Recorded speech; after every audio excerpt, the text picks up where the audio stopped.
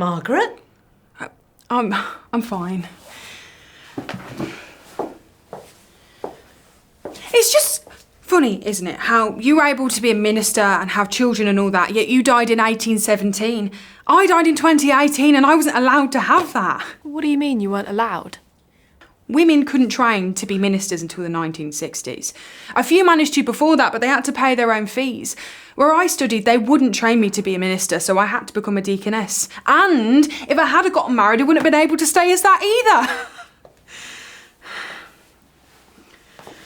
either. I would have liked children. But you were the mother to dozens of churches. Will you tell me your story? Oh, I guess I could list all the achievements of my life. First female at Spurgeon's College, even if they didn't technically class me as a student. Second female vice president of the Baptist Union. First female minister president of the Baptist Union.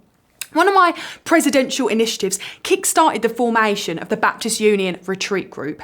I wrote an essay entitled Attitudes to Women in the Baptist Churches in the late 1980s, which sparked dozens of conversations about how, essentially, men are acceptable unless they prove themselves to be unworthy, whereas women aren't acceptable unless they prove themselves to be worthy.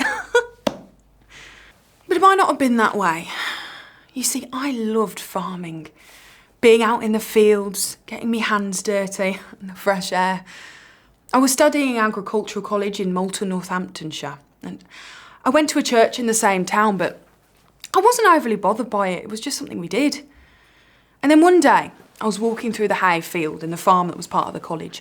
I was on the way to town to meet my boyfriend, and I stopped suddenly.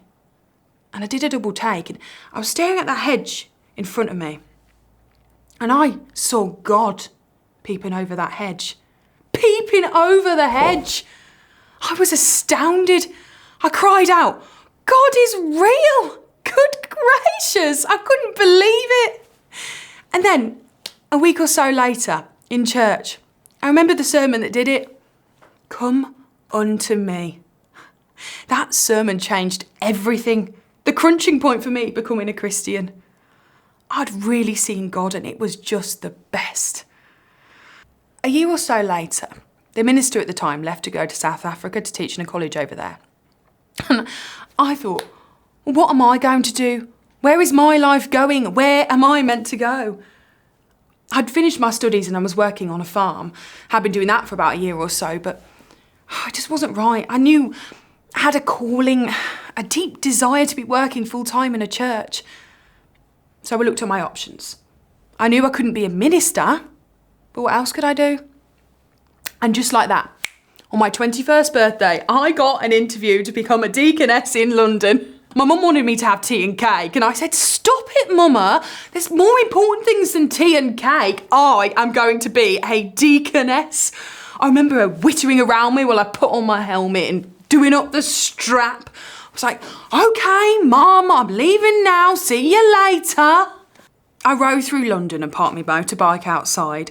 There was still quite a lot of bomb damage, so it was quite unnerving, although I didn't tell Mum of that. I marched into the building. I didn't even know what the Baptist Union was at this point. So blindly confident, considering there was only 8 places on the course. But rightly confident, as I got offered a place and I moved to London to study for 2 years in Hammersmith.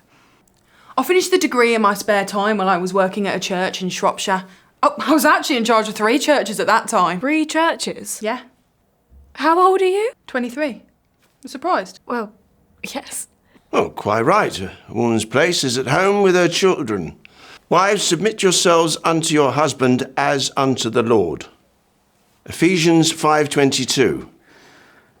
Men, it has been proven... Neither Jew nor Gentile, neither slave nor free, nor male or female, for you are all one unto Christ Jesus. Galatians 3:28 to 29. Women can be priests now, Tom. We're all priests to each other anyway. Although it's unthinkable that not much has changed in 350 years. Margaret has just said that women can be ministers now. Well, that's change, isn't it? It doesn't mean just because women can be ministers, there are any. Are there any? There's still a long way to go. I had a boyfriend in my first church who I liked very much, Back then, you couldn't get married and work in a church. I wish I had children.